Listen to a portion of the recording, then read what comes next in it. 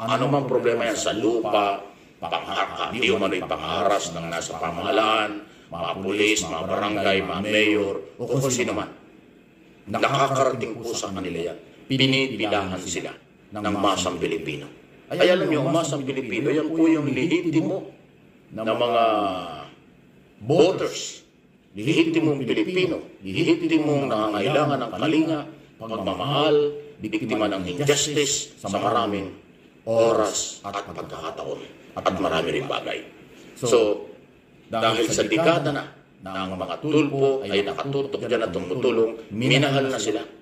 Alam niyo yung isang pamilya na hinaras ng mayor, ng pulis, barangay chairman, o kung anumang harassment, tapos natulungan mo. Habang buhay ka nang hindi makakalimutan ng mga yan. So yun po na-establish ng mga tulpo. Si Rapi, si Erwin, si Ben,